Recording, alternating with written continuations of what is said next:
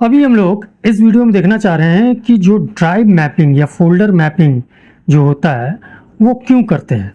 देखिए दोस्तों, सबसे पहले हम बता दे रहे हैं, वीडियो आपको प्रैक्टिकल हम दिखाएंगे फिलहाल। देखिए, मैपिंग का मतलब हो गया कि जैसे मान लिया आपका सेम नेटवर्क में आपका राउटर के साथ या आपका मॉडेम के साथ सब डिवाइस कनेक्टेड है। सब डिवाइस कनेक्टेड है, इसका मतलब हर डिवाइस में आईपी एड्रेस वगैरह जनरेट हुआ तभी एक दूसरे से कनेक्ट है। आप पिंग करिएगा तो आप एक दूसरा को रिप्लाई कर सकते हैं, आईपी एड्रेस से रिलेटेड ये चीज है। तो उसमें एक प्रोटोकॉल का मतलब यूज होता है जिसको बोलते हैं डीएचसीपी सर्वर। तो डीएचसीपी के जरिए हर डिवाइस में, हर होस्ट में एक्चुअली एक आईपी ऑटोमेटिकली जनरेट हो जाता है आपके राउटर के माध्यम से। ठीक है, एक तो होता है फिक्स्ड आईपी और एक तो होता है डीएचसीपी प्रोटोकॉल के जरिए सब जगह इंटरनेट आपका दिया गया है। तो उसमें जो आईपी होता है, जिसे हमारा केस में यहाँ पर डीएचसीपी आईपी जनरेट हो रहा है। आज मान लिया 192.168.0.101 है, लेकिन कल का डेट में इसी कंप्यूटर में अगर हम खोलेंगे आईपी वगैरह हम चेक करेंगे, आईपी config/all करके आप देखिएगा कमांड प्रॉम्प्ट में, तो आपका आईपी हो सकता है इसका बदला हो।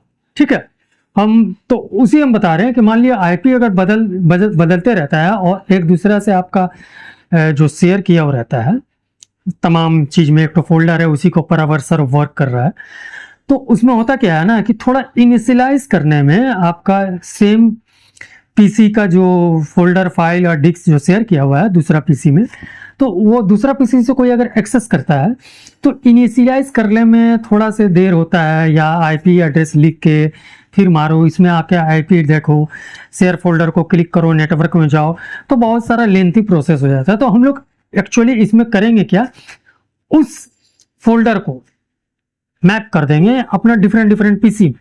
तो जो दूसरा पीसी है उसमें हम लोग जो भी फोल्डर शेयर किया होगा इस पीसी से, उसको हम लोग मैप कर देंगे। एक्चुअली थोड़ा सा लेंथी हो रहा है, समझाने में लेंथी हो जाता है। तो मैपिंग करने से होगा क्या, जिस तरह से आप माई कंप्यूटर में जाते हैं, आपका D drive, local drive, E drive वगैरह जितना भी ड्राइव होता है, उसी तरह से आपका एक तो ड्राइव माई कंप्यूटर में दिखेगा अगर आप मैपिंग कर देते हैं। मैपिंग किसके ऊपर होता है, मैपिंग होता है शेयर फोल्डर के ऊपर, जो ऑलरेडी शेयर किया हुआ है उसके ऊपर मैपिंग किया जाता है। तो इससे करने का क्या होगा कि आप क्विकली एक्सेस कर पा जाएंगे, माने कोई भी पीसी से आप इसको क्विकली एक्सेस कर पाएंगे। सपोज हमारे यहाँ पे ये जो नेटवर्क है, ठीक है, यहाँ पर एक दूसरा पीसी जो है वहां से शेयर किया हुआ है, ये शब्बीर के नाम से जो पीसी है उसमें शेयर किया, इसमें ये वाला जो पार्ट है ये शेयर किया हुआ, इसमें जो फाइल फोल्डर वगैरह शेयर किया था। तो यही चीज एक्चुअली शेयर्ड फोल्डर माने शेयर्ड ड्राइव, शेयर फोल्डर का ऊपर ही मैपिंग होता है। इसको मैपिंग करने का फायदा क्या है, देखिए यहाँ माई कंप्यूटर में यहाँ पर ये मेरे बहुत सारा ड्राइव है, ड्राइव के साथ ही और एक ठो ड्राइव आ जाता है, वो मैप अगर हम लोग करते हैं तब वो वाला होता है। तो मैपिंग अगर करते हैं तो इसी ड्राइव की तरह यहाँ माई कंप्यूटर में यहाँ पर ही दिखेगा। नॉर्मली नेटवर्क में दिखता है, जब नेटवर्क में हम क्लिक करते हैं तो कभी कदार होता क्या है ना कि प्रॉब्लम होता है। किस तरह का प्रॉब्लम हो सकता है, सपोज आपका जो प्रोटोकॉल है जिस लैन से आपका कनेक्टेड है, डीएचसीपी सर्वर्स माने प्रोटोकॉल के ऊपर काम होता है, तो कभी कदार जो आईपी एड्रेस को इनिशियलाइज करने में थोड़ा सा वक्त लग जाता है। तो अगर हम लोग मैपिंग कर लेते हैं तो आईपी एड्रेस उसका कुछ भी हो, हमारे यहाँ पर एक तो ड्राइव की तरह ही वर्क करेगा। सपोज जैसे मान लिया, मैं आपको ठीक से बता दूं, जैसे यहाँ पर हम CMD माने हम जाते हैं अपना कमांड प्रॉम्प्ट में, यहाँ देखिए यहाँ पर ही आईपी कॉन्फ़िग, ये क्या है, ये आपका एक कमांड है जिससे हम लोग अपना कंप्यूटर का आईपी एड्रेस देखते हैं।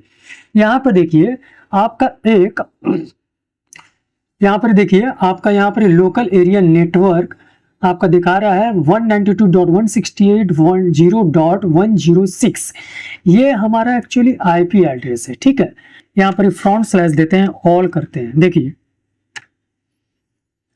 यहाँ पर देखिए आपको डीएचसीपी सर्वर दिख रहा है, डीएचसीपी सर्वर, ये जो डीएचसीपी सर्वर है, ठीक है, ये एक प्रोटोकॉल है जिसके वजह से हमारा तमाम डिवाइस के साथ जो आईपी एड्रेस है वो जरूरी नहीं है कि हमेशा हमारा 106 ही रहा है। जैसे यहाँ पर ये आपको दिखाया जा रहा है 106, यहाँ पर देखिए हमारा आईपी एड्रेस जो था, आईपी एड्रेस जो दिखा रहा है 106, अगर हम कल खोलते हैं, अगर कंप्यूटर हम बंद करके फिर से अगर खोलते हैं तो हमारा DHCP प्रोटोकॉल जो यहाँ पर ये वर्क कर रहा है, जिसके वजह से हमारा आईपी एड्रेस हमेशा नया आते रहता है, वो कल दूसरा भी हो सकता है। तो अगर हम लोग शेयर किया हुआ जो चीज़ है, इसको हम लोग यहाँ पर ही आईपी एड्रेस अगर मारते हैं, जैसे सपोज \192.168.0.106, यही था ना, ये हमारा इस सिस्टम का आईपी एड्रेस था।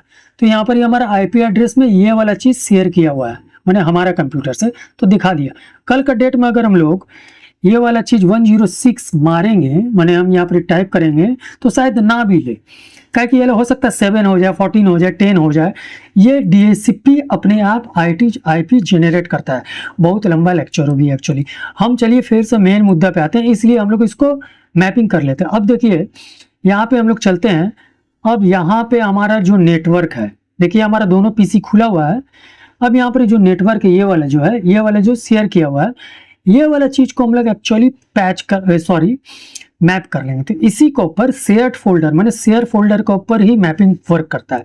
इसके ऊपर हम लोग राइट क्लिक करते हैं, देखिए मैप डिवाइस यहाँ पर ही है, ये जेड डिवाइस आता है यहाँ पर ही, ड्राइव, यहाँ पर ही आप उस लेटर को चूज कर सकते हैं जो आपका कंप्यूटर में ना हो, ठीक है ना।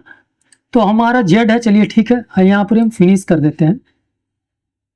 ये हमारा काम हो गया। ये वाला जो मैपिंग जो हम लोग किए हैं, ये कहाँ दिखेगा, फिर से माई कंप्यूटर खोलते हैं। देखिए यहाँ पर एक तो जिस तरह से इतना सारा ड्राइव है, जिस तरह से हमारा C ड्राइव और DVD ड्राइव है, उसी तरह से यहाँ पे मैपिंग होकर आ गया। कल का अगर हमारा वाला कंप्यूटर बंद होता है फिर खुलता है तो उसका IP वगैरह चेंज हो सकता है, ठीक है। अब यहाँ से डायरेक्ट करके यहाँ से हम लोग देख सकते हैं हमारा जो भी चीज़ हो, ठीक है। तो यही एक्चुअली मैपिंग का फंडा था।